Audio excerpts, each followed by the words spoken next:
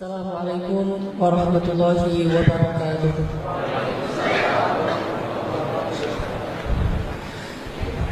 Innal hamdalillah nahmaduhu wa nasta'inuhu wa nastaghfiruh wa na'udzu billahi min shururi anfusina wa sayyiati a'malina. May yahdihillahu fala mudilla lahu wa may yudlil fala hadiyalah.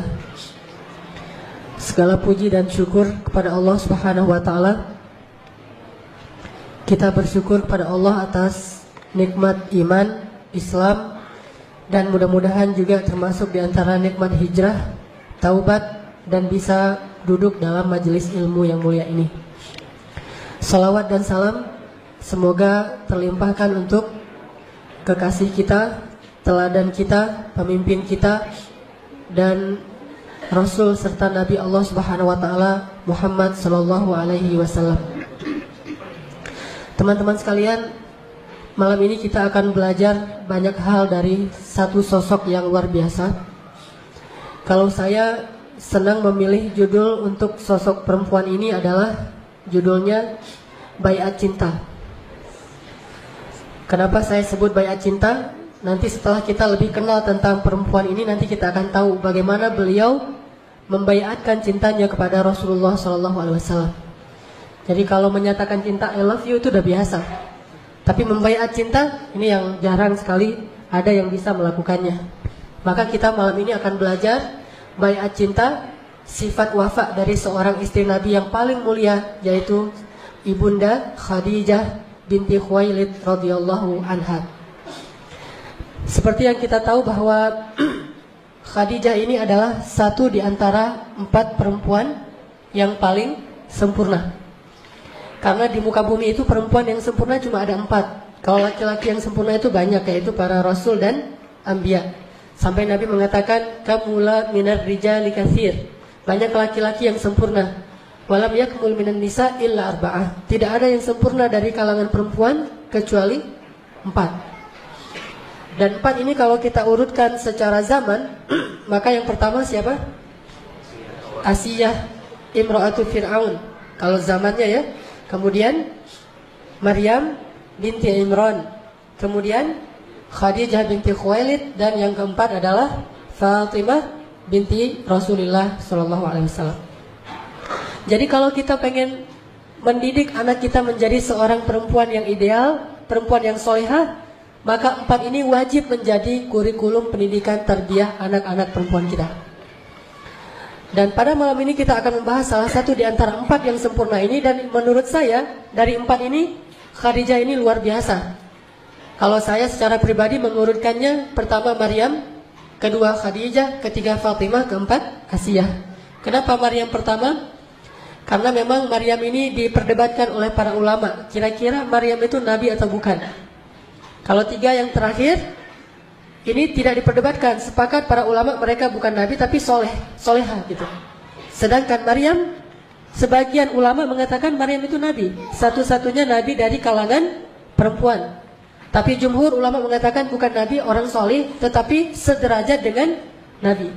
Ini artinya bahwa membahas tentang perempuan-perempuan 4 ini luar biasa. Nggak akan pernah habis teladan yang bisa kita ambil dari mereka semua. Bagaimana dengan Aisyah? Kenapa Aisyah tidak termasuk di antara 4 yang sempurna? Selain memang Aisyah punya keistimewaan tersendiri, tetapi nanti kita akan tahu jawabannya. Kenapa Aisyah tidak masuk bersama Khadijah di antara orang-orang yang sempurna? Walaupun Aisyah memiliki keistimewaan yang juga tidak kalah banyak. Bahkan termasuk salah satu perempuan yang paling dicintai Rasulullah SAW. Tapi sebelum kita membahas lebih lanjut tentang Khadijah, ayo kita coba tilawah dulu satu ayat firman Allah dalam urusan cinta. Yang jomblo-jomblo catat nih ayat ini, wajib hafal. Kalau yang udah nikah kan ayatnya, atau yang mau nikah kan ayatnya wa ja'ala bainakum mawaddatan warahmah. Itu kan populer ya. Kalau yang misalnya ada niat yang the next, misalnya ya ayuhan nasu taqu rabbakumul ladzi khalaqakum, surat An-Nisa misalnya. Tapi kalau yang benar-benar pengen rasain cinta yang rahmat dari Allah, cinta yang luar biasa, Allah sendiri yang ngasih cinta itu dalam hati seseorang, kita bisa baca itu di dalam surat Maryam ayat 96. Di akhir surat Maryam. Coba kita buka mushaf surat Maryam ayat 96.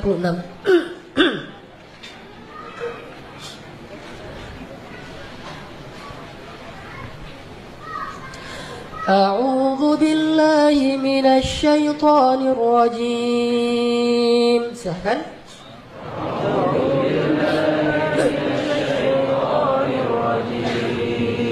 Bismillahirrahmanirrahim.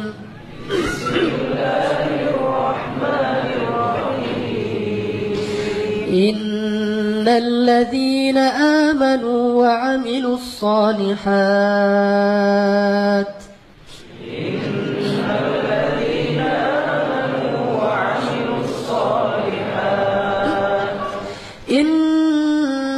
الذين آمنوا وعملوا الصالحات سيجعل لهم الرحمن ودا الذين آمنوا وعملوا الصالحات سيجعل لهم الرحمن ودا.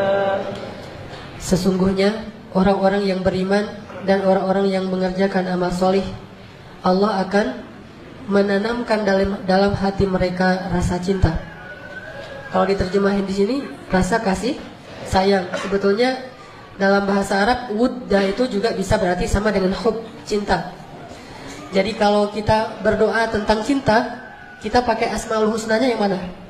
Ya wadud. Ya wadud. Apa arti ya wadud? Wahai sang maha cinta. Jadi maha cinta itu bukan cuma dalam lagu ya. Asmaul husna, salah satu di antara asmaul husna dari Allah adalah wadud.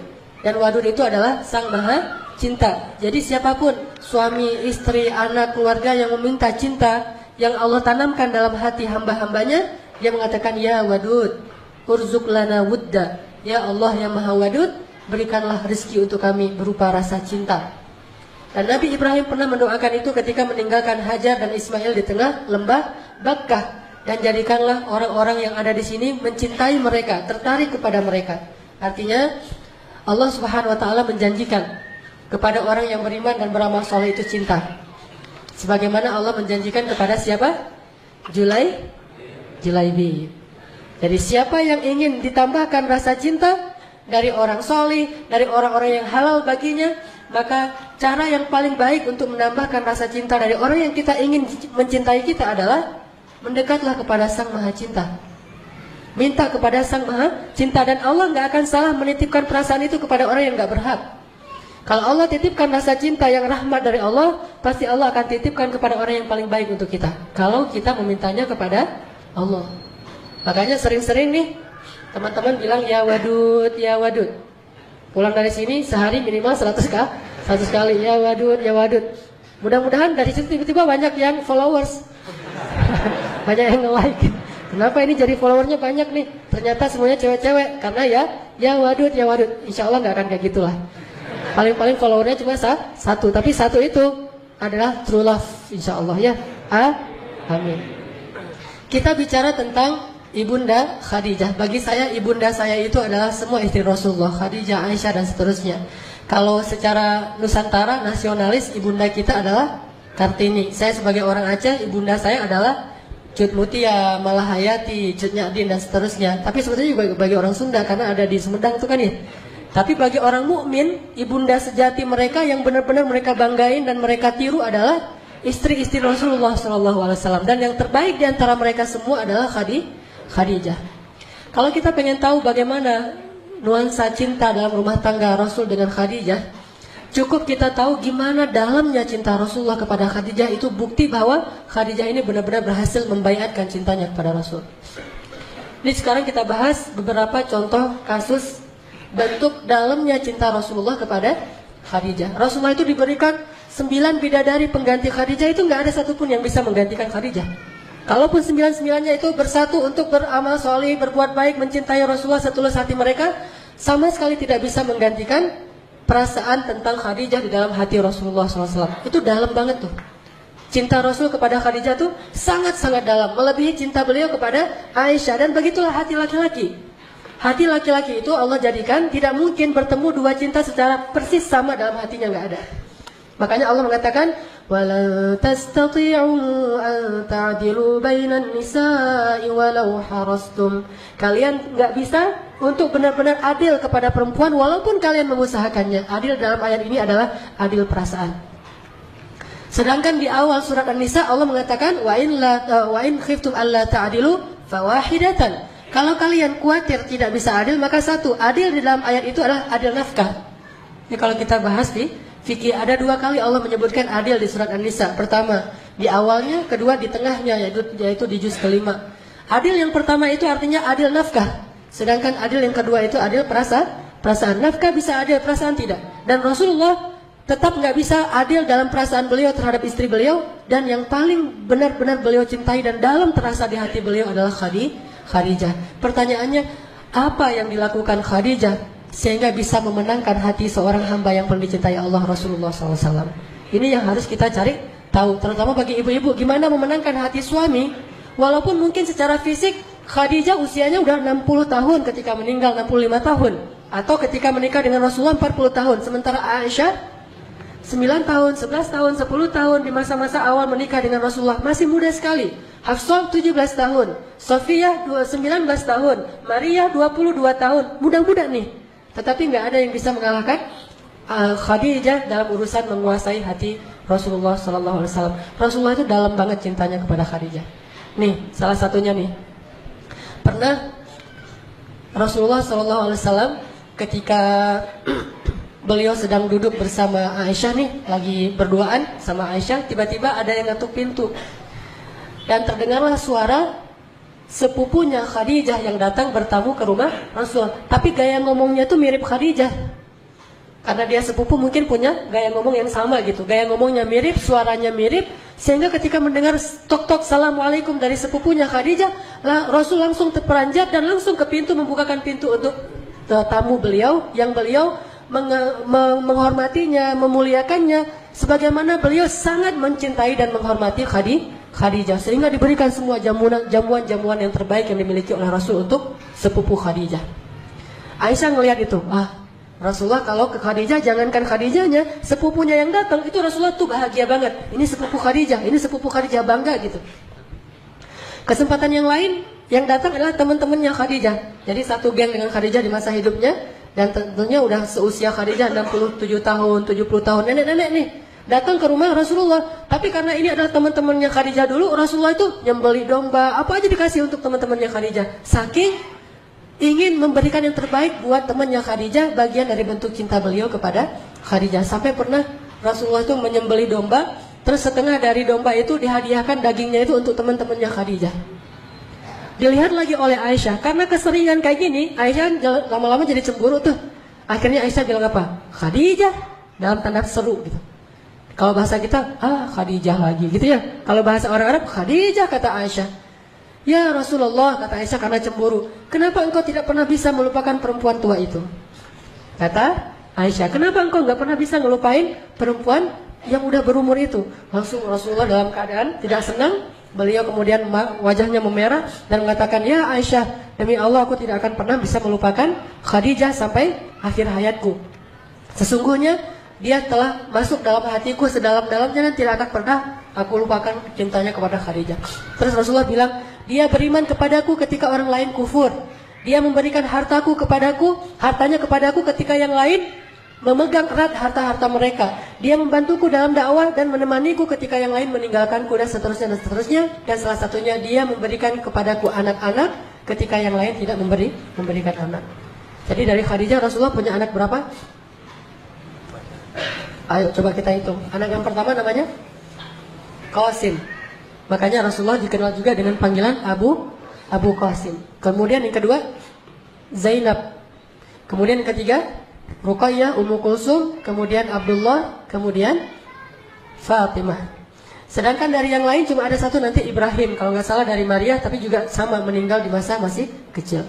Oke, artinya Khadijah itu sangat dicintai oleh Rasulullah, sehingga Rasulullah marah ketika Aisyah menghina Khadijah di depan Rasulullah. Dan marahnya Rasulullah itu adalah sunnah. Jadi kita harus tahu bahwa Rasulullah itu marahnya kapan, senangnya kapan, memaafkannya kapan, membalasnya kapan, semua yang dilakukan Rasulullah itu adalah sunnah. Jadi jangan hanya ucapannya yang dianggap sebagai sunnah. sikap Nabi itu sunnah, dan marahnya Rasul ketika Aisyah menghina Khadijah itu marah yang paling baik. Posisi marah yang paling ideal itu di situ tuh. Tetapi dengan cara tidak mencela, tidak menyakiti, tidak menzalimi istri. Tetapi di situ suami marah. Sehingga ketika misalnya ada orang lain yang menghina istri kita, atau ada saudara kita menghina istri kita, atau teman kita menghina istri kita, maka di situ marahnya kita itu ikut sunnah Nabi. Tetapi dengan syarat marah yang beretika, tidak mencela, tidak menyakiti, tidak menzalimi hak-hak orang lain. Dan Rasulullah SAW kadang beliau marah, kadang beliau senang, kadang beliau memaafkan, kadang beliau membalas sesuai dengan haknya. Semua ini adalah sunnah Rasulullah SAW. Ini salah satu contoh bagaimana cintanya Rasulullah kepada Khadijah. Ada lagi yang lebih menakjubkan. Ketika terjadi perang Badar. Perang Badar dimenangkan oleh siapa? Oleh kaum muslimin. Ternyata dalam perang Badar itu ada seorang menantu Rasul yang ikut berperang tapi di pihak musuh. Dia adalah suaminya Zainab. Jadi Zainab menikah, kemudian Rasulullah dapat wahyu berdakwah, tapi suami Zainab tidak mau ikut dakwahnya Rasulullah SAW. Jadi menantu beliau sendiri tidak mau beriman kepada Rasulullah SAW. Sehingga ketika Zainab hijrah ke Madinah, suaminya tidak ikut hijrah dan dia tinggal di Mekah. Terjadilah tahun kedua hijrah itu perang Badar, dan suaminya Zainab ikut dalam pasukan musuh, pasukannya Abu Jahal, berperang dalam perang Badar melawan Rasulullah. Lalu dia tertangkap, ditawan, sehingga ada dua pilihan, kalau nggak dibunuh maka ditebus. Itu hukuman bagi tawanan perang. Akhirnya karena Zainab gimana juga itu suaminya, dia kasihan walaupun mereka udah nggak bareng-bareng lagi. Akhirnya Zainab pun berpikir gimana cara menebus suaminya. Terfikirlah oleh dia untuk membayar menebus suaminya dengan kalung pemberian ibunya Khadijah. Pemberian Khadijah. Datanglah Zainab kepada Rasulullah, kata Zainab, "Ya Rasulullah, saya ingin menebus suami saya." Zainab tidak bilang wahai ayah, tapi ya Rasulullah, supaya tidak ada nepotisme. "Ya Rasulullah, saya ingin menebus suami saya." Kata Rasulullah, "Dengan apa engkau akan menebusnya ya Zainab?" Tiba-tiba Zainab mengeluarkan kalung milik Khadijah kepada Rasulullah. Ketika Rasulullah melihat kalung itu di tangan Zainab, langsung Rasulullah menitikkan air mata. Langsung Rasulullah menunduk dan menangis karena sangat sedih melihat kalungnya Khadijah, dan beliau langsung teringat masa-masa ketika beliau bersama dengan Khadijah. Kayak gitu dalamnya cinta Rasulullah kepada Khadijah. Hanya dengan melihat kalungnya Khadijah, Rasulullah langsung bersedih. Dan bukan hanya bersedih, beliau khawatir kalau kalung ini dipakai untuk menebus suaminya Zainab, maka kalung ini nanti akan dilelang di antara kaum muslimin, dan beliau nggak rela kalungnya Khadijah dilelang. Coba bayangin, ibarat seorang suami yang cinta banget sama istrinya, lalu ketika istrinya sudah wafat, baju istrinya itu dia cium, karena aroma tubuh istrinya itu dia tahu banget kan ya, dan terasa masa-masa bersama dengan istrinya, itu semuanya berarti. Aroma tubuhnya, pakaiannya, kalungnya, apapun kebiasaannya, makanannya, piringnya, gelasnya, itu semuanya berarti karena cinta yang dalam dari Rasulullah kepada Khadijah. Sehingga ketika Zainab mengeluarkan kalung milik Khadijah, langsung Rasulullah menangis. Lalu setelah beliau menangis, beliau mengangkat kepalanya dan mengatakan kepada sahabatnya, "Relakah kalian jika kalian membebaskan menantuku tanpa harus menebusnya dengan gelang istriku?" Karena beliau nggak tega dan nggak punya apa-apa yang lain selain kalungnya Khadijah. "Relakah kalian jika dia ditebus tapi tidak dengan kalung istriku?" Akhirnya para sahabat memaafkan dan merelakan itu dan kembalikan kalung itu kepada Zainab. Ini dalamnya cinta Rasulullah kepada Khadijah. Ada lagi yang luar biasa. Ketika terjadi Fathu Makkah, apa arti Fathu Makkah? Ada orang bilang penaklukan kota Makkah, bukan. Pembebasan kota Makkah, karena Rasulullah tidak menaklukkan siapa-siapa. Pembebasan kota Makkah. Ketika terjadi pembebasan kota Makkah, Fathu Makkah, itu semua sahabat itu pulang ke rumah-rumah mereka masing-masing. Sahabat Muhajirin, Utsman pulang ke rumahnya, Umar pulang ke rumahnya, Abu Bakar pulang ke rumahnya, bahkan Ali juga pulang ke rumahnya. Tapi Rasulullah tidak pulang ke rumahnya yang ada di Makkah. Kemana beliau pergi? Beliau pergi jauh ke Ma'lah, dan kemudian beliau membuat tenda persis di sebelah makamnya Khadijah. Di sanalah beliau bermalam selama terjadi Fathu Makkah, di sebelah makamnya Khadijah. Buat tenda di situ. Setelah itu malam-malam beliau nggak mau diganggu, mau berduaan aja dengan Khadijah. Beliau duduk di depan makamnya Khadijah, kemudian beliau bicara kepada Khadijah.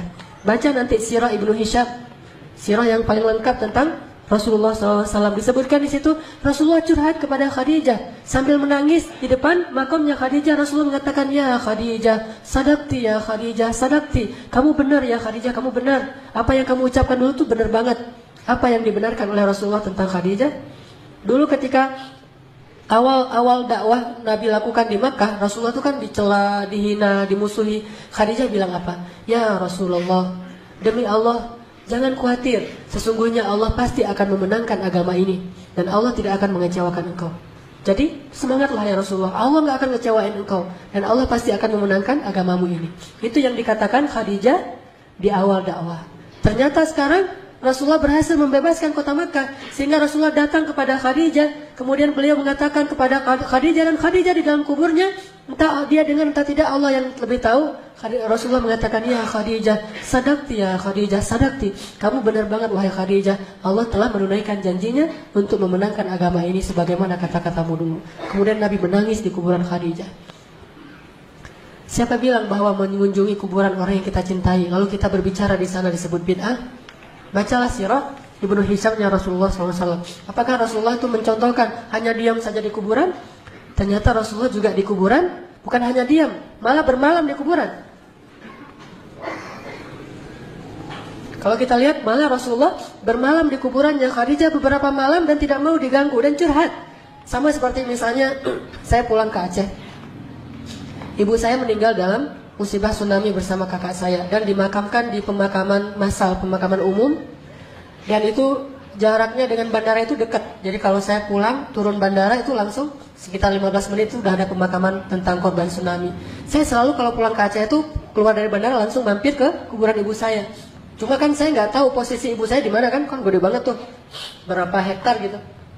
Nah akhirnya saya duduk di salah satu pojok pemakaman besar itu, kemudian saya ngomong gitu, Mak, ini abang udah pulang Mak gitu. Pas awal-awal saya datang dari Mesir tuh berkesan banget tuh, karena saya pengen banget ngajak ibu saya jalan-jalan, naik pesawat. Kan ibu saya belum pernah naik pesawat tuh, pengen ngajarin ya apa gimana rasanya naik pesawat. Malah kalau bisa pengen umrohin ibu dan segala macam. Cuma ya Allah mentakdirkan yang lain. Pas saya pulang saya curhat, Mak ini abang pulang, Kak Yus, kakak saya namanya Kak Yus nih adik pulang segala macam. Ngomong aja di situ. Itu bukan bid'ah. Dan itu nggak ada hubungannya dengan ahli kubur itu dengar atau enggak, kita kan nggak tahu ya, karena Allah yang lebih tahu. Cuma itu adalah bentuk dari memuaskan rasa rindu seorang kekasih kepada kekasihnya, dan Rasulullah melakukan itu. Bukannya Khadijah pasti dengar kemudian nanti bisa dialog. Ini lain lagi nih, kalau ada yang minta fatwa ke ahli kubur, minta nasihat, misalnya mau pemilihan caleg gitu ya, datang ke kuburan, Mbah, ini muridnya Mbah mau minta nasihat gitu-gitu ya, minta wejangan, terus pura-pura dengar, oh iya ya Mbah, ya ngerti Mbah gitu. Apa yang dia ngerti? Ada yang kayak gitu. Ini Allah alamnya saya nggak ngerti, saya nggak berani memfatwakan itu bid'ah atau enggak. Saya bukan ahli fikih, tapi yang dimaksud dengan curhatnya Nabi itu bukan kayak gitu. Curhatnya Nabi adalah Rasulullah itu hanya ingin mengekspresikan betapa rindunya beliau kepada Khadijah. Beliau ingin sekali bertemu dengan Khadijah, memeluk Khadijah, mengatakan kepada Khadijah, wahai Khadijah, perjuangan kita sekarang sudah menang. Beliau ingin mengatakan itu kepada Khadijah. Beliau ingin memperlihatkan kepada Khadijah bahwa pengorbanan Khadijah itu nggak sia-sia. Beliau ingin tunjukkan kepada Khadijah bahwa Khadijah itu benar dan dia adalah istri sejati yang pernah menolong Rasulullah dari awal berdakwah di Makkah. Itulah Khadijah. Gak ada istri yang bisa lebih hebat daripada Khadijah, sehingga Rasulullah datang ingin curhat kepada Khadijah dan mengatakan, ya Khadijah, sadaqti, kamu benar wahai Khadijah, apa yang kamu katakan itu benar, bahwa perjuanganmu itu gak sia-sia, Allah sudah memenangkan perjuangan kita ya Khadijah. Ini bayat cinta. Apa yang sudah dilakukan Khadijah sehingga begitu dalam cinta Rasulullah kepadanya, bahkan tidak tergantikan oleh 9 orang istrinya, walaupun istri-istri yang cantik dan masih belia. Kalau kita mau cari jawabannya, kenapa Khadijah begitu dalam dicintai oleh suaminya Rasulullah SAW? Cuma satu kata aja rahasianya.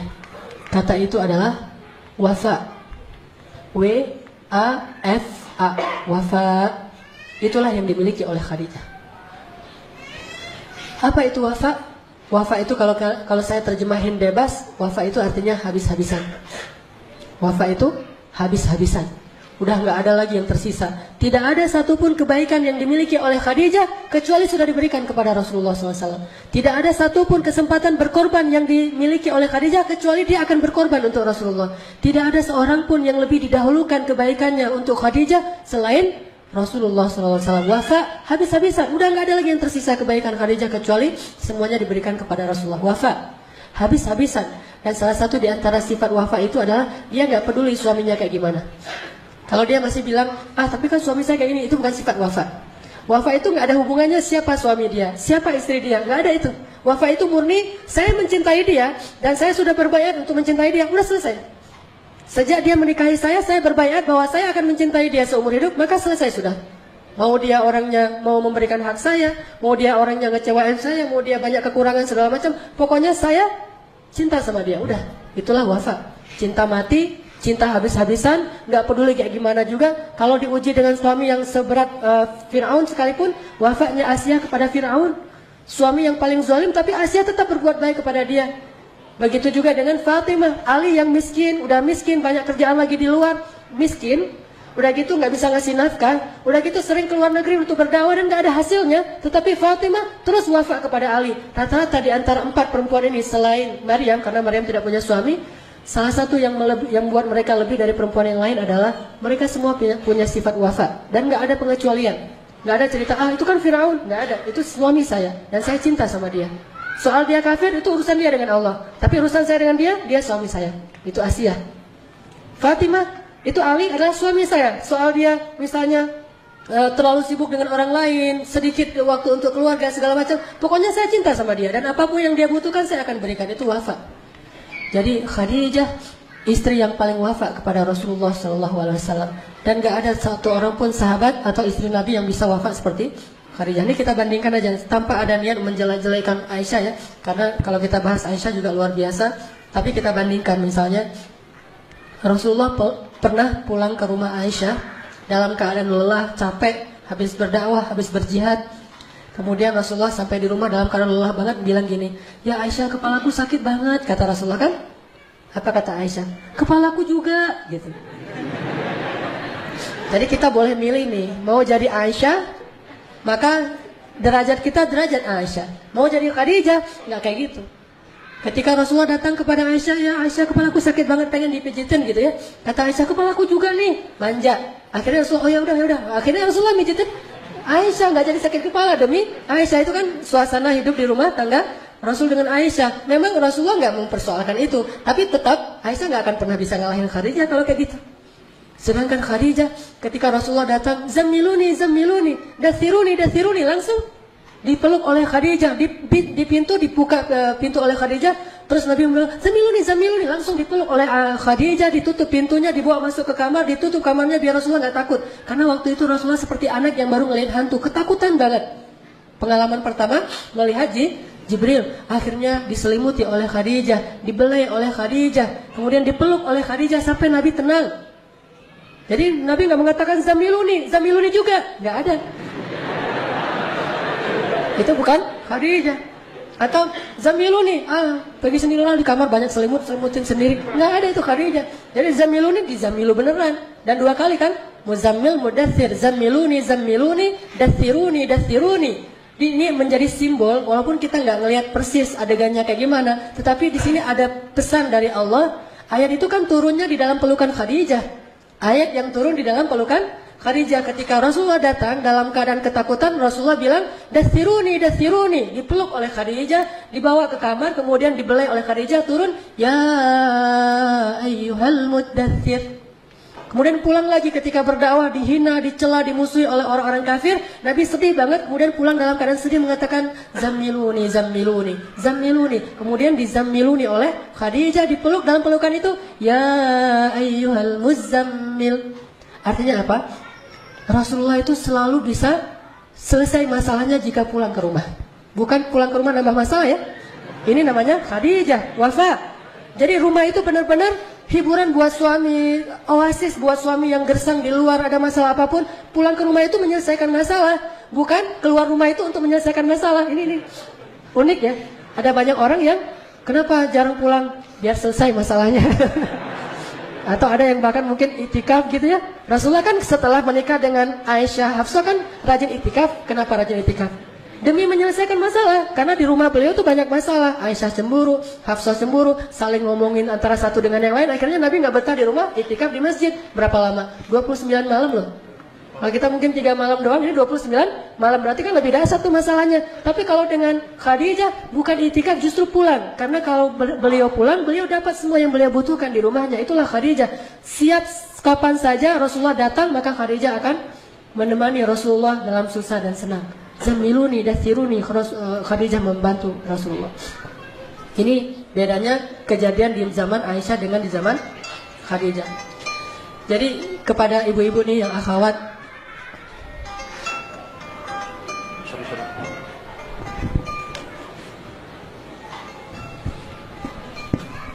kepada para akhwat, ibu-ibu, kadang kita ditempatkan oleh Allah punya kesempatan menjadi Khadijah sebetulnya. Tapi kadang-kadang karena kita nggak kenal sosok Khadijah yang mulia ini, kita menyia-nyiakan kesempatan itu. Kita lebih sering memilih alasan untuk bisa menjadi Aisyah. Padahal Allah Subhanahu Wa Taala itu sayang banget sama Khadijah, cinta banget sama Khadijah, luar biasa. Dan Jibril itu juga sangat kagum kepada Khadijah. Berbeda dengan kagumnya Jibril kepada Aisyah. Kalau kita mau melihat Aisyah, jangan lihat yang tadi sakit kepalanya, tapi lihatlah gimana Aisyah romantis kepada Rasulullah. Tapi urusan wafat, ambilnya dari Khadijah. Banyak. Kalau misalnya ibu-ibu anaknya lagi sibuk dengan dakwah, mulai sekarang rajin ke masjid, buat gerakan-gerakan dakwah, ibu ini sedang diberi kesempatan oleh Allah untuk menjadi siapa? Ibunya Musa, Ummu Musa. Kalau ibu ternyata suaminya mulai rajin berdakwah, terlibat dengan gerakan-gerakan dakwah, hampir tiap hari rapat, sehingga berkuranglah jatah waktu untuk keluarga, ibu-ibu itu sedang diberikan kesempatan untuk jadi Khadijah. Allah sering loh ngasih kesempatan untuk jadi orang istimewa. Dan itu udah resiko dakwah. Dan kalau kita mengatakan, tapi keluarga kan juga penting. Kalau semua orang berpikir bahwa keluarganya yang terpenting dalam hidupnya, terus siapa yang akan mengurus umat coba? Siapa yang akan mengurus kaum muslimin yang ada di Palestina? Siapa yang akan mengurus kaum muslimin di Suriah? Siapa yang mengurus kaum muslimin di Myanmar? Siapa yang mengurus kaum muslimin di Yaman? Siapa yang mengurus kaum muslimin di Indonesia? Kalau semua orang berpikir untuk keluarganya, harus ada rijal, harus ada laki-laki yang rela berkorban dan mengorbankan dirinya, keluarganya, hartanya fi sabilillah untuk agama Allah Subhanahu Wa Taala. Dan resikonya hidupnya memang akan sulit. Waktu untuk keluarganya pasti akan berkurang. Dan disitulah butuh Khadijah yang hebat. Woman, apa judulnya? Backstage woman, perempuan di balik layar. Walaupun istilahnya di balik layar, sebetulnya itulah perempuan yang paling luar biasa, sehingga Allah menyebutnya satu di antara 4 perempuan yang paling ideal. Mujahid rijal dalam agama butuh Khadijah yang seperti itu, karena nggak akan sempurna perjuangannya jika di rumahnya itu tidak ada Khadijah. Makanya awal perjuangan Nabi di Mekah, perempuan yang mendampingi Rasulullah itu bukan Aisyah, tapi Khadijah. Memang butuh orang seperti Khadijah. InsyaAllah nanti kita lanjutkan setelah sholat isya. Bismillahirrahmanirrahim. Teman-teman sekalian, tadi kita sampai kepada adegan ketika apa tadi? Adegan sakit kepala ya? Dimana Rasulullah ketika datang kepada Khadijah dalam keadaan ketakutan, dalam keadaan sedih, Khadijah selalu bisa memberikan rasa nyaman buat Rasulullah SAW. Dan itu bentuk wafatnya Khadijah. Kalau Aisyah mungkin bukan di situ ya keahliannya Aisyah. Makanya Allah tentukan bertemu dengan Aisyah itu nanti ketika Islam sudah lebih eksis, sudah lebih kuat, sehingga udah nggak terlalu butuh support sedahsyat Khadijah. Dan tetap walaupun kayak gitu, Aisyah punya keistimewaannya tersendiri. Hanya kalau dalam situasi yang kayak gini nih, situasi yang berat, sulit, awal-awal berdakwah, banyak ujian, justru sosok-sosok yang dibutuhkan di rumah-rumah para dai, pembawa-pembawa risalah Allah ini adalah perempuan-perempuan seperti Khadijah. Jadi harusnya kita bangga ya ibu-ibu nih, yang akhwat, yang cewek-cewek ini, kalau misalnya nanti punya suami, profesinya itu kayak tanya, Mas kerjanya apa? Berdakwah gitu. Itu harusnya bangga gitu, karena itu profesi paling mulia. Para nabi loh yang menggunakan profesi itu. Sehingga Allah nggak sembarangan ngasih profesi ini ke sembarang orang. Jadi kalau kita yang baru hijrah tiba-tiba Allah pilih menjadi salah satu pembawa bendera Allah, itu berarti Allah ngemuliain kita banget tuh. Harusnya seorang istri bangga kalau suaminya sekarang jadi profesi membawa agama Allah, menyebarkan agama Allah, membuat program-program dakwah untuk manusia, untuk umat. Walaupun benar memang dia punya kewajiban di rumahnya, punya kewajiban untuk istrinya, untuk anaknya. Tapi nggak ada yang sempurna. Nggak mungkin dia perfect di rumah dan di luar. Dan kalau dia memang dituntut oleh umat untuk lebih banyak berbuat di luar, tugas istri untuk menyempurnakan. Untuk saling melengkapi. Disitulah peran yang Khadijah, melengkapi semua kekurangan-kekurangan Nabi di rumah. Dia yang mensupport bagian di rumah tangganya, sehingga Nabi tidak perlu khawatir meninggalkan anak-anaknya yang masih kecil di tangan Khadijah. Nabi tidak perlu khawatir kalau beliau dicela di luar, tapi ada orang yang begitu tulus selalu mencintai beliau apa adanya. Nggak ada cerita yang di luar berat, di dalam berat juga. Jadi dari segala penjuru gitu ya, ini nggak akan kuat. Sekuat Nabi pun butuh sosok seperti Khadijah, apalagi kita yang jauh lebih lemah daripada Rasulullah SAW. Maka banggalah kalau ada suami-suami kita, anak kita, saudara kita, orang tua kita yang ternyata sekarang lebih sibuk dengan membawa agama Allah. Bukan dia udah sempurna, bukan dia udah mulia, bukan, tetapi dia dipilih oleh Allah dengan rahmat Allah untuk bisa menjadi orang-orang yang insya Allah istimewa di mata Allah. Dan istrinya pasti akan dapat juga kebaikan dari amalan yang dilakukan suaminya. Apakah kita nggak bangga nanti kalau di akhirat kita tuh dapat bertemu dengan suami kita yang berstatus ahli surganya itu bukan surga biasa, surga yang di atas Firdaus, surga-surga Firdaus yang di puncak tuh. Kenapa mereka dapat surga Firdaus yang puncak? Karena mereka adalah pejuang-pejuang agama Allah, mujahid di jalan Allah Subhanahu Wa Taala. Dan gak mungkin mereka bisa sempurna dalam perjuangannya kalau tidak ada support dan dukungan yang baik dari istri-istri mereka yang solehah seperti Khadijah. Kalau kita bahas di awal-awal menikah dengan Khadijah, Rasulullah SAW itu ketika awal-awal menikah dengan Khadijah juga ikut ngemodalin loh. Kan maharnya gede tuh. Dan Rasulullah ngasih mahar gede itu bukan permintaan Khadijah sebetulnya. Khadijah mintanya apa yang Rasulullah bisa aja. Tapi Rasulullah pengen menghargai Khadijah, dikasihlah mahar ratusan ekor unta. Tetapi jangan salah bahwa Khadijah juga ikut membantu untuk mahar untuk dirinya sendiri. Jadi banyak banget ngebantu, wafa habis-habisan buat Rasulullah. Dan setelah menikah, Khadijah radhiyallahu anha itu benar-benar menjadi selain istri bagi Rasulullah tuh ibu juga bagi Rasulullah. Sering banget nenangin Rasulullah, membantu Rasulullah dalam bisnis. Bisa disebut Rasulullah itu datang ke rumah Khadijah itu nggak bawa apa-apa, datang orang doang gitu. Tapi Khadijah nggak pernah mempersoalkan itu. Udah datang nggak bawa apa-apa, udah nggak ngasih nafkah gitu, ngasih masalah lagi beban, nggak pernah. Justru Khadijah itu benar-benar ya tadi baiat cinta ya, udah berbaiat maka dia ngasih apa yang dia miliki sampai habis hartanya Khadijah di jalan Allah SWT. Lalu datanglah waktunya setelah 15 tahun menikah dengan Rasulullah yang aman, hidupnya damai, semuanya tercukupi, mereka orang yang mampu bahkan termasuk orang kaya, hidupnya itu enak banget, banyak pembantu. Datanglah masa-masa sulit. Jadi kalau orang dari awal sulit mungkin udah lebih siap ya. Ini dari masa-masa yang begitu nyaman, tiba-tiba gara-gara dakwah jadi sulit. Nggak pernah Khadijah tuh ngeluh, ini gara-gara engkau ini terlalu sibuk ngurusin orang lain, akhirnya hidup kita jadi susah. Tuh lihat anak-anak terlantar segala macam. Nggak pernah sama sekali memberatkan suaminya. Benar-benar mendukung habis-habisan 100% all out kepada Rasulullah SAW. Sehingga datanglah wahyu pertama. Apa wahyu pertama kepada Rasulullah? Bukan, kalau itu ayat pertama. Bedain, kalau pertanyaannya sebutkan wahyu pertama yang datang kepada Nabi, itu adalah sunrise. Mimpi melihat sunrise, itulah wahyu pertama. Tapi kalau ditanya ayat pertama yang turun kepada Nabi, jawabannya adalah surat Al-Alaq di awal itu, setengah dari surat Al-Alaq. Jadi beda wahyu dengan ayat. Memang ayat yang pertama surat Al-Alaq, tapi kalau wahyu bukan Al-Alaq yang pertama. Wahyu yang pertama didapatkan oleh Rasulullah itu adalah Rasulullah berkali-kali mimpi melihat falakis subhi. Falakis subuh itu kalau diterjemahin melihat cahaya sunrise. Berkali-kali kayak gitu.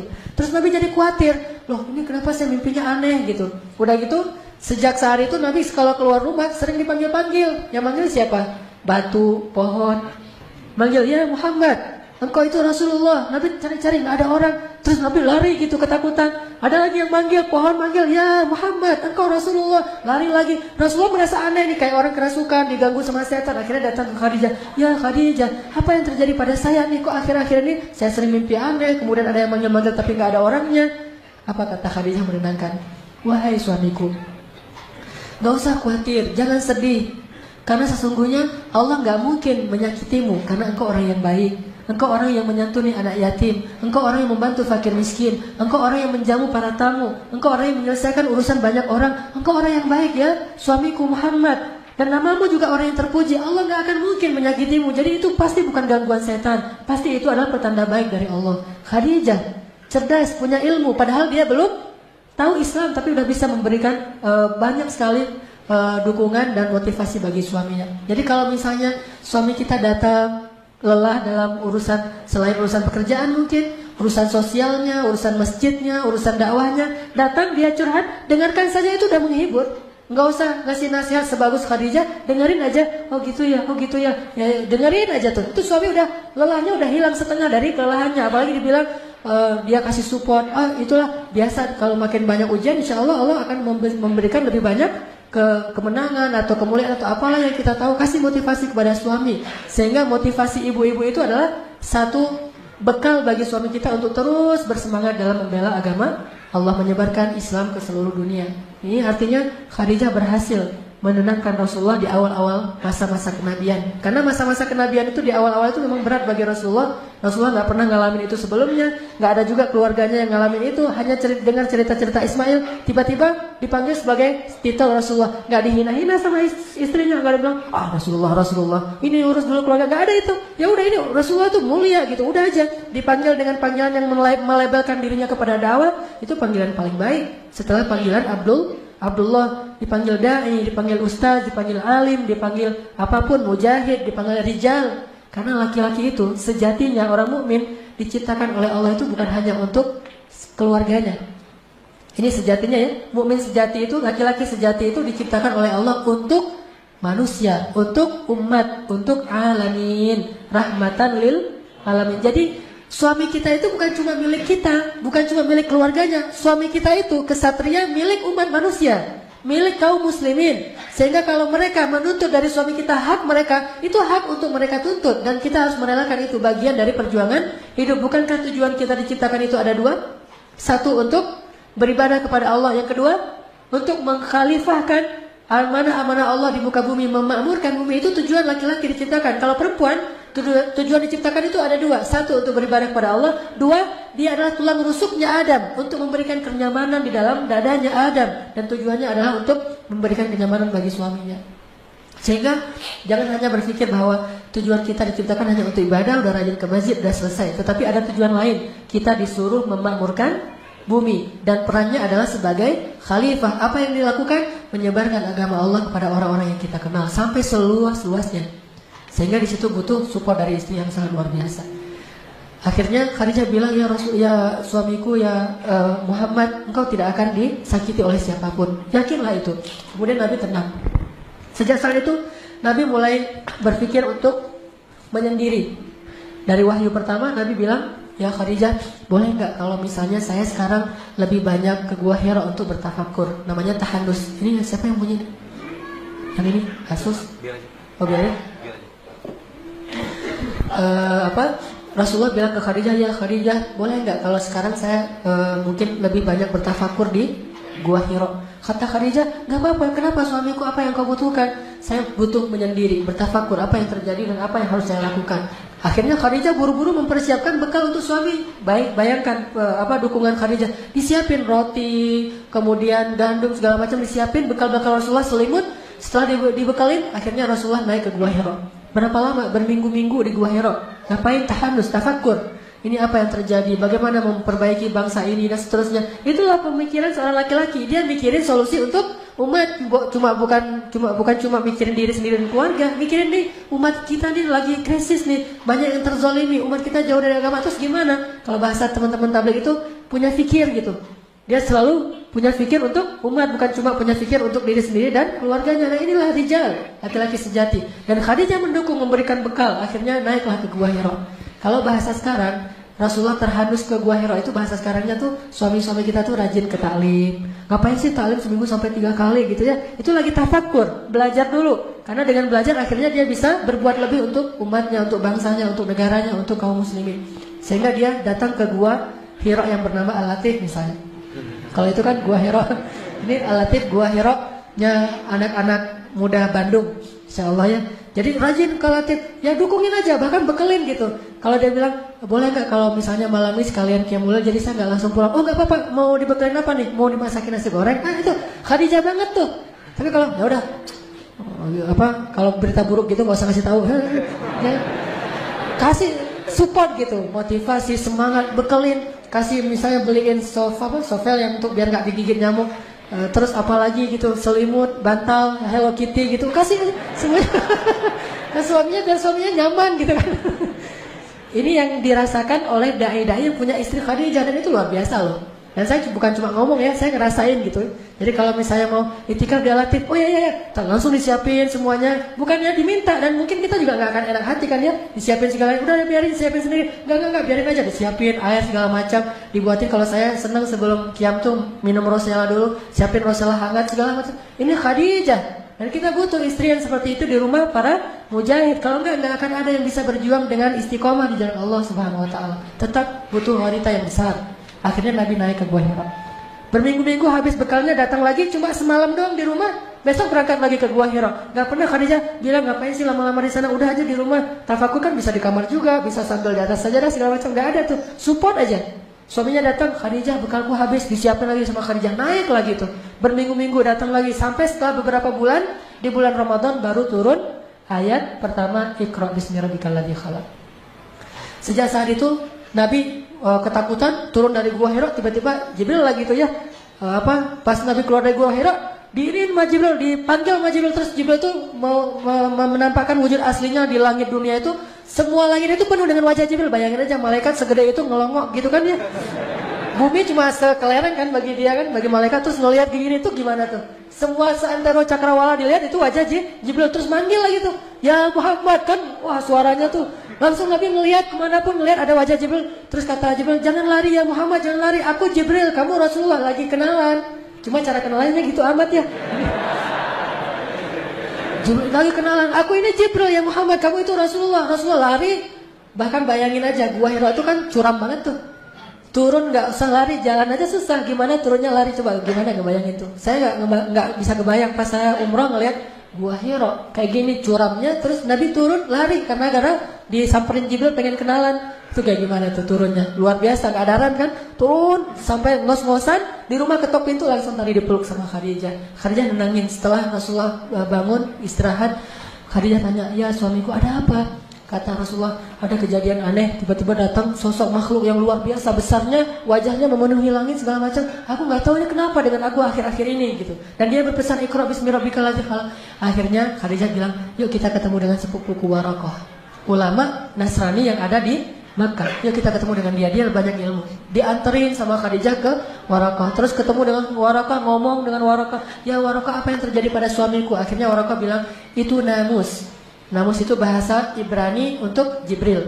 Itu namus yang pernah mendatangi Musa dan Isa. Kalau dia datang lagi jangan lari wahai Muhammad. Sesungguhnya dia adalah pembawa wahyu. Berarti engkau adalah nabi yang terakhir yang kami tunggu-tunggu.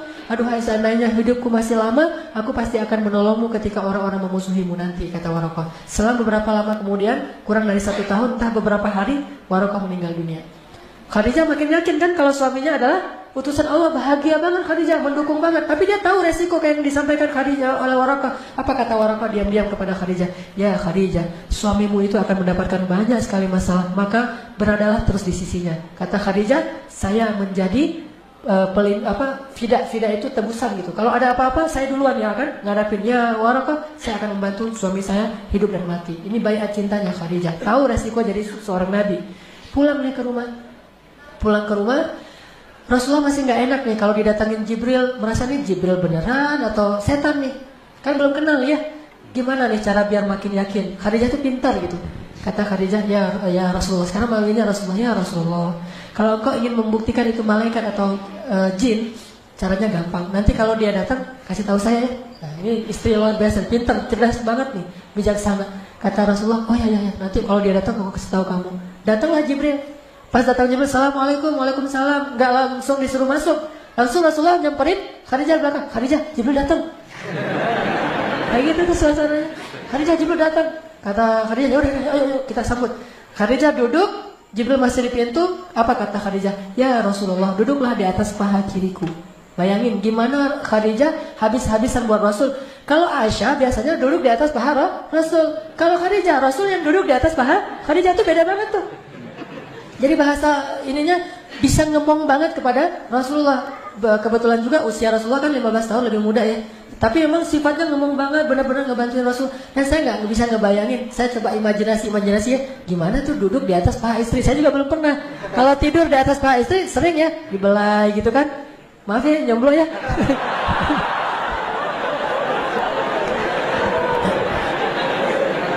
Pulang dari Al-Latif udah ngomong dua sesi taklim, sesi tarbiyah. Capek banget pulang. Mau tidur di atas paha istri dibelai-belai gitu. Tuh enak banget loh. Tiba-tiba bangun udah azan subuh kan luar biasa tuh. Rasulullah duduk di atas paha Khadijah, di atas paha kirinya. Khadijah bilang duduklah di atas paha kiriku ya Rasulullah. Rasulullah duduk. Kemudian Khadijah nanya, apakah engkau masih bisa ngelihat Jibril? Kata Rasulullah masih bisa ya Khadijah. Kalau gitu coba pindah ke paha kanan. Ini dalam hadisnya kayak gitu. Akhirnya Nabi pindah lagi ke paha kanannya Khadijah, dipeluk sama Khadijah. Masih ngelihat nggak Jibrilnya? Masih. Kalau gitu coba ke belakang saya. Rasulullah ke belakang meluk Khadijah dari belakang kan keren banget tuh ya. Meluk dari belakang kayak orang lagi ngapain gitu kan. Udah gitu Khadijah nanya, ya Rasul masih ngelihat Jibril nggak? Masih. Akhirnya Khadijah pura-pura mau membuka cadar dan jilbabnya. Pas dia mau membuka itu Rasulullah tanya, ya Rasulullah masih ngelihat Jibril? Kata Rasulullah udah nggak ngelihat, Jibril udah pergi. Kata Khadijah kalau gitu dia benar-benar malaikat. Kenapa? Malaikat gak mau melihat aurat. Malaikat tidak mau melihat aurat. Kalau dia masih ngelihat melototin lagi, itu jin banget tuh.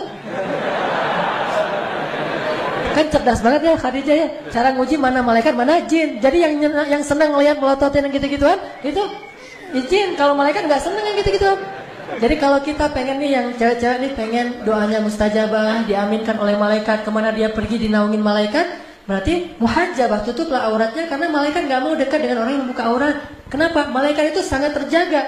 Pandangan matanya malaikat itu terjaga. Emang malaikat ada hawa nafsu? Ini bukan soal nafsu ya, tapi soal kesucian, kehormatan, dan malaikat itu menghargai perempuan.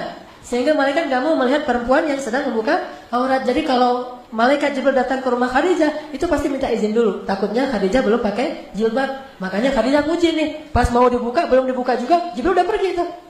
Ya Rasulullah masih melihat? Enggak, berarti dia Jibril malaikat, bukan jin. Makin mantap tuh Rasulullah. Oh ya kalau gitu berarti saya benar-benar Rasul nih. Kan tadi ragu tuh, Rasul beneran gak sih? Apalagi setelah dapat ayat pertama Al-Alaq, 6 bulan itu gak ada wahyu. Nah dalam 6 bulan itu kan Nabi jadi ragu lagi. Jangan-jangan saya gak jadi Nabi nih, dibatalin gitu kan. Khadijah terus 6 bulan. Jadi awal-awal masa Nabi beradaptasi dengan status baru sebagai Rasulullah, Khadijah itu benar-benar ngedukung Rasul. Ditambah lagi ketika turun ayat, sekarang berdakwalah secara terang-terangan. Mulailah episode-episode yang sulit. Mulai dicela, mulai dimusuhi, mulai habis-habisan. Ketika Rasulullah pulang dalam keadaan wajahnya berlumuran kotoran, bajunya banyak kotoran, Rasulullah pulang ke rumah, Khadijah sambil menitikkan air mata, sambil membersihkan kotoran di tubuh Rasulullah. Tapi terus ngasih motivasi, tapi nangis gitu karena sedih suaminya diperlakukan kayak gitu. Mulailah Khadijah habis-habisan dengan hartanya. Dan tahukah kita adegan ketika Rasulullah menyedekahkan 1 lembah domba itu milik siapa? Milik Khadijah. Rasulullah lagi ngegebalain domba milik Khadijah sebanyak lembah. Bayangin berapa ratus domba tuh yang memenuhi lembah. Sekecil-kecilnya lembah, seukuran Masjidil Haram. Itu domba semua tuh. Udah gitu datanglah seorang laki-laki Badui mengatakan, ya Muhammad banyak banget tuh domba kamu. Kata Rasulullah, kamu mau gitu? Hah, gimana caranya? Bilanglah asyhadu alla ilaha illallah wa anna muhammadar rasulullah. Aku kasih domba ini seluruhnya untuk kamu. Masa sih? Ya iyalah, masa gak bisa. Terus kata dia, bisa beneran? Beneran. Akhirnya dia bersyahadat, dia ucapkan syahadatain. Langsung Rasulullah mengatakan, ini semuanya milik kamu. Dia pulang sambil bersiul membawa domba satu lembah, bayangin. Terus dia bilang ke kaum-kaumnya, ternyata masuk Islam tuh enak ya, dikasih domba selembah. Ayo kita masuk Islam, rame-rame datang lagi tuh. Rasulullah pulang sendiri. Tadi datangnya bawa domba, pulangnya sendiri. Ketika pulang sendiri tanya Khadijah, ya Rasulullah kok pulang sendiri? Domba-dombanya kemana? Saya serahkan untuk Allah, yaitu saya sedekahkan agar orang masuk Islam. Khadijah bahagia banget. Ya udah besok kita siapin lagi. Oh luar biasa nih. Domba selembah habis, besok disiapin lagi. Siapa istri yang bisa kayak gini? Susah banget kan ya?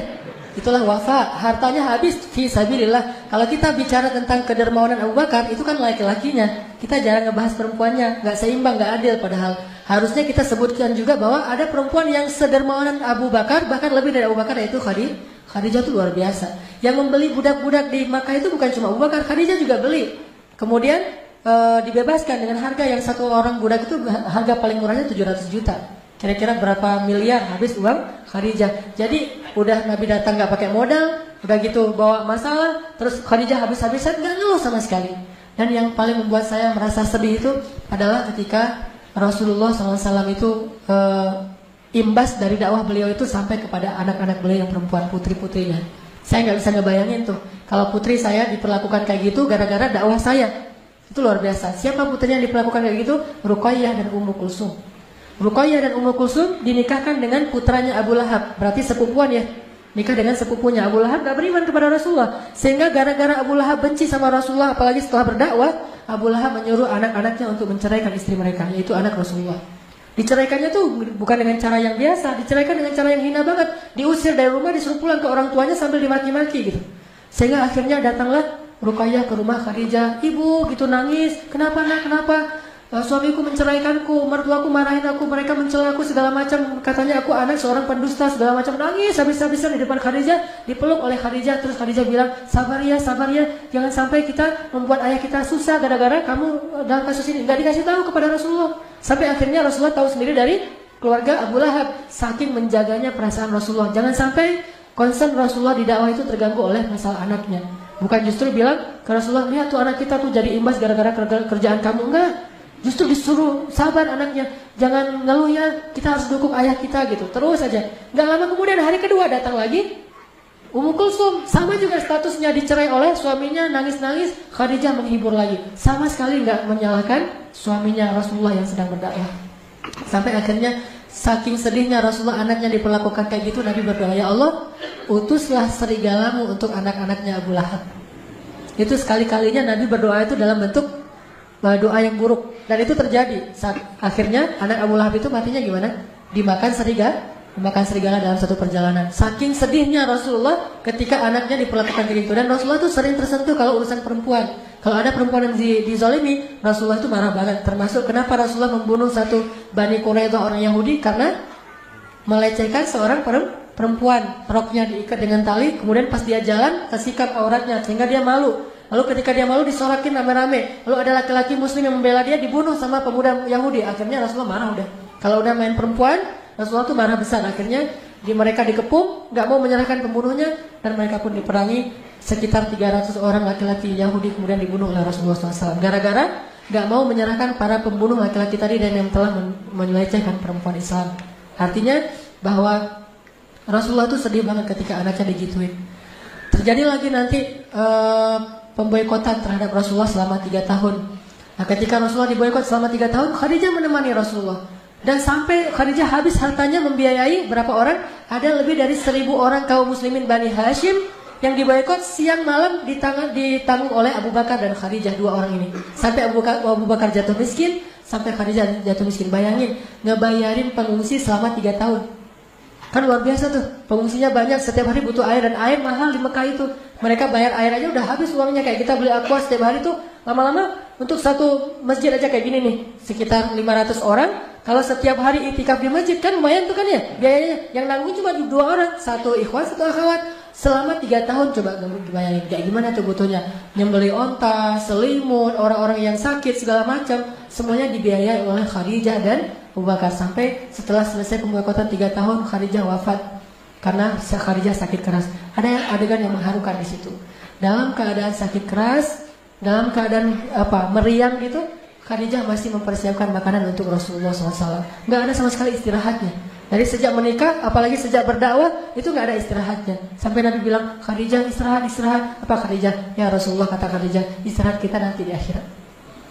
Istirahat kita nanti di akhirat. Perjuangan banget, berdua nih berjuang habis-habisan. Kalau bisa disebut Islam ini adalah hasil pengorbanan Abu Bakar dan Khadijah selain Rasulullah pastinya. Islam itu yang kita sekarang nikmati ini adalah hasil perjuangan seorang perempuan yang luar biasa, Khadijah. Ya Rasulullah, istirahat kita nanti di akhirat. Dan benar-benar istirahatnya di akhirat. Gak ada istirahatnya, sakit pun meriang. Dan itu bukan sakit biasa, sakit menjelang wafat. Itu kan sakit yang paling parah tuh. Kalau kata Rasul, sakit yang tidak ada obat, sakit menjelang wafat. Itu nyiapin makanan. Sampai Allah sayang banget sama Khadijah, gak tega ngeliat Khadijah gitu. Akhirnya ngutus Jibril, ya Jibril turunlah untuk Khadijah. Turun Jibril untuk Khadijah. Apa kata Jibril? Assalamualaikum ya Rasulullah. Rasulullah baru datang. Kata Jibril, ya Rasulullah, tolong nanti kalau Khadijah datang bawa makanan, bilang ke Khadijah, Allah menitipkan salam untuk Khadijah. Allah sendiri yang nitipin salam buat Khadijah. Dan Jibril juga nitipin salamnya. Jangan lupa ya, Jibril nitipin salam tuh untuk Khadijah. Saking kagumnya Jibril kepada Khadijah, dia pengen nama dia juga disebutin. Jibril juga nitipin salam kepada Khadijah. Ya wahai Jibril. Kemudian Jibril pergi, datanglah Khadijah membawa makanan itu sambil gemetar gitu karena udah mau meninggal, udah sakit banget. Ditaruh di depan Rasulullah sambil tersenyum. Ya Rasulullah, makan Rasulullah, ada apa lagi? Terus melayani Rasulullah wafat. Udah gitu Rasulullah mengatakan, ya Khadijah, baru aja Jibril pulang. Ada apa ya Rasulullah? Kata Jibril, Allah menitipkan salam untukmu. Tahukah kita apa maknanya? Kalau Allah udah nitipin salam, itu tandanya dia mau kembali kepada Allah. Itu pertanda Allah udah kangen banget sama Khadijah dan pengen segera mengambil Khadijah ke sisinya. Allah nitipin salam kepadamu ya Khadijah. Jibril juga menitipkan salam. Langsung Khadijah menangis.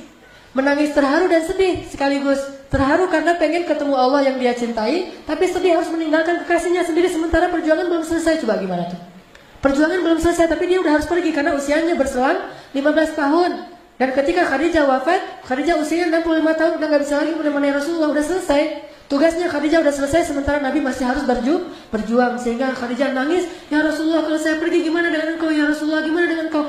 Melebihi sedihnya Abu Thalib ketika meninggal karena menyisakan anaknya yang belum selesai ponakannya yang belum selesai dakwah.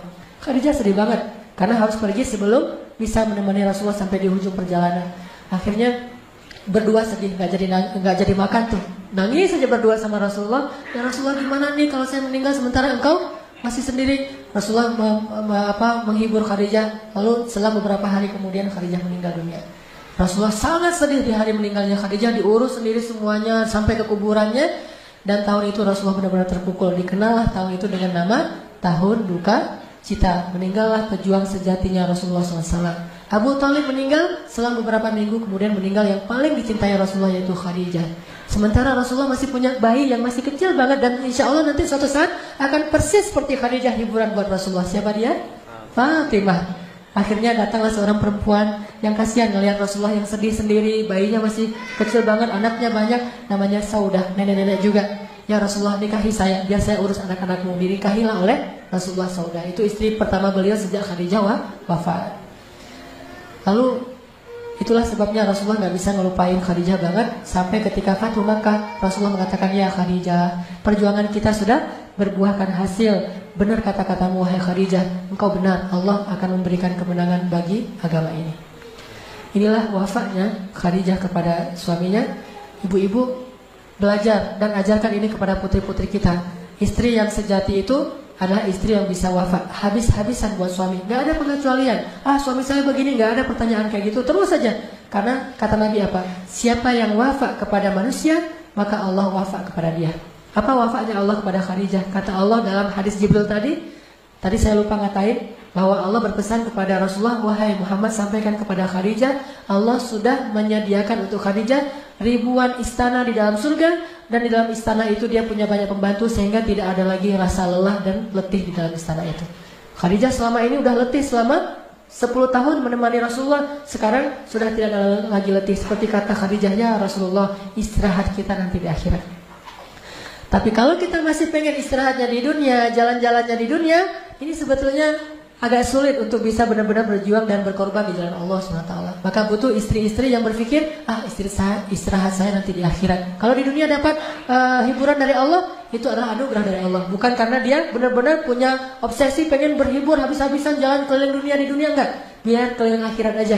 Keliling dunia cuma sekecil 1 titik debu. Keliling akhirat lebih luas daripada dunia, seperti luasnya langit dengan 1 titik debu. Jadi kalau ada orang yang bisa keliling dunia itu biasa. Tapi kalau ada orang yang bisa keliling akhirat, itu baru luar biasa. Gimana biar bisa keliling akhirat?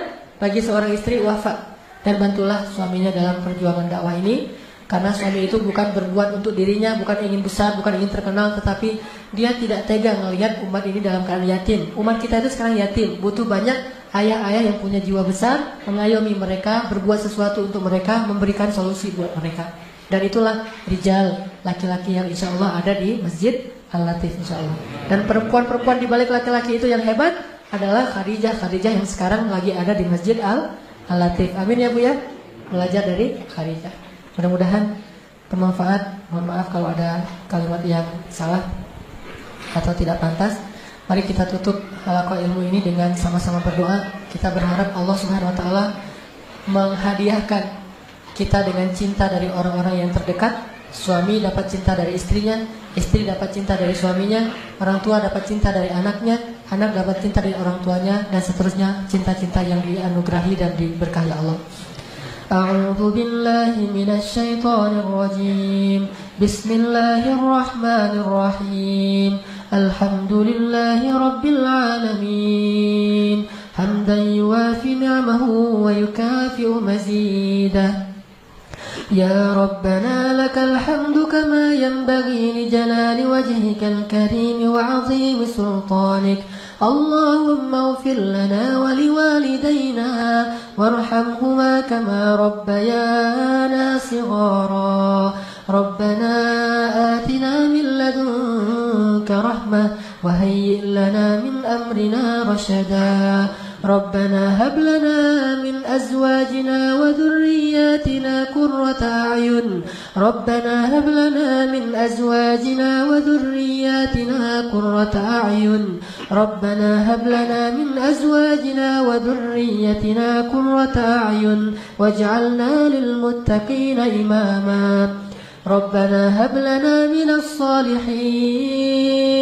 ربنا هب لنا من لدنك ذرية طيبة إنك سميع الدعاء. ربنا اجعلنا مقيم الصلاة ومن ذرياتنا ربنا وتقبل دعاء. اللهم انصر الإسلام والمسلمين. اللهم انصر المسلمين في كل مكان. اللهم انصر المجاهدين في سبيلك يا الله. اللهم وحد صفوفهم وسدد رميهم واشف جرحاهم وارحم شهداءهم. يا ودود يا ودود يا ودود نسألك الود يا ودود. ارزق لنا مودة يا ودود. ارزق بيننا مودة يا ودود. هب لنا ذرية طيبة. اللهم اجعل أزواجنا أزواجا صالحات وبناتنا بنات صالحات وأولادنا أولادا صالحين. اللهم اجعلنا من عبادك الصالحين يا رحمن يا أرحم الراحمين. Ya Allah, ya Wadud, anugerahkanlah kepada kami cinta yang besar dan tulus dari istri-istri kami. Cinta yang menjadikan mereka seperti Khadijatul Kubra, seperti Aisyah, seperti Fatimah, seperti Maryam, seperti Asia. Ya Allah, jadikanlah istri-istri kami adalah istri-istri yang senantiasa mendukung suaminya dalam kebaikan dan amal-amal soleh dalam menegakkan agama-Mu, ya Allah. Ya Allah, anugerahkanlah kepada kami yang belum Engkau berikan jodoh, agar kami memiliki istri-istri yang menjadi penyejuk mata hati kami, ya Allah. Berikanlah kepada kami istri-istri yang mencintai kami karena Engkau, ya Allah. Istri-istri yang mau membaiatkan cintanya kepada kami, cinta yang bukan hanya di dalam kehidupan di dunia, tetapi juga cinta yang tetap akan bersemi di akhirat nanti, ya Allah. Ya Allah, jadikanlah suami-suami kami adalah suami-suami yang terus memberikan teladan bagi keluarganya, suami yang bertanggung jawab, suami yang Engkau pilih di antara laki-laki yang Engkau jadikan sebagai pembawa panji-panji agama-Mu, ya Allah. Ya Allah, jadikanlah anak-anak kami anak-anak laki-laki yang solihin dan perempuan-perempuan yang solihat. Ya Allah, jadikanlah kami senantiasa didekati oleh para malaikat-malaikat-Mu yang mulia, lalu mengaminkan doa-doa kami, lalu mereka berselawat untuk kami, ya Allah, ya Rahman, ya Rahim. Ya Wadud, berikanlah kepada kami keluarga yang senantiasa mawaddah warahmah, dan jadikanlah suami kami suami-suami yang selalu mendapatkan hak sakinah dari istri-istrinya, ya Arhamar Rahimin. Dengarlah doa-doa kami ini ya Allah. Bantulah kami agar kami bisa belajar berteladan kepada Rasulullah. Yang perempuan meneladani Khadijah, yang laki-laki meneladani sahabat-sahabat yang mulia Abu Bakar, Umar, Utsman, Ali dan yang lainnya. Rabbana atina fid dunya hasanah wa fil akhirati hasanah wa qina adzabannar. Subhanakallahumma wa bihamdika asyhadu an la ilaha illa anta astaghfiruka wa atubu ilaik. Assalamualaikum warahmatullahi wabarakatuh.